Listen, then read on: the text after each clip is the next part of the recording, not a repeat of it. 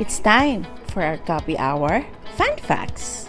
This video is extension of our special episode dahil today, ang pag-uusapan natin ang pangunahing katulong ng kapatid na Ellie sa pagbalikat sa gawain.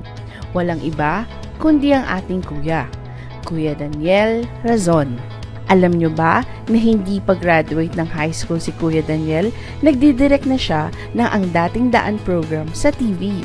Buhat ng pasimula ng ating mga program ay siya na ang man behind the camera ni Brother Ellie.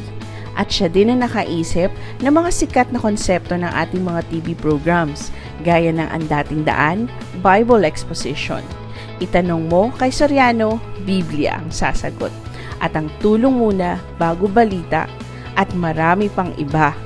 Siya din ang matyagang naghahanap ng mga latest technology na pwedeng magamit sa broadcast para maipalaganap sa buong mundo ang pangangaral na salita ng Diyos. Naging ang innovation ng ating mga broadcast facilities ay hands-on din ng kapatid na Daniel sa layo na makarating sa mga tao ang ating programa sa pinakamaayos na paraan. Alam nyo ba na hindi lamang sa broadcast pangunahing katulong ni Brother Ellie si Kuya, maging sa mga bayarin sa broadcast at iba pang mga gastusin sa iglesia, pangunahin siyang katuwang ni kapatid na Ellie.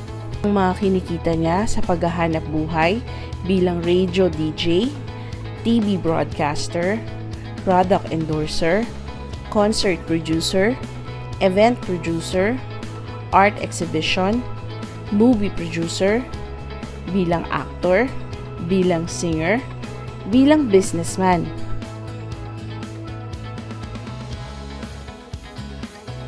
Ay inilalaan niya sa gawain upang makaibsan sa bigat ng pasan ng kapatid na Ellie. Ilan lamang ito sa kanilang mga ginagawang pagsisikap. Di man namin maisa-isa lahat, isang bagay ang lagi natin sanang matandaan. Ang nasumpungan nating mga mangangaral ay di lang basta nangangaral. They lead us through example. Sa tulong ng Diyos, dahil sa pagbalikat nila sa gawain, nakarating sa atin ang aral. At ngayon nandito na tayo sa iglesia, tara na, maging copy na. Samahan natin si Brother Ellie at Kuya Daniel sa pagbalikat. Kasihan nawa tayo ng Panginoon, and to God be the glory. Salamat po sa Diyos.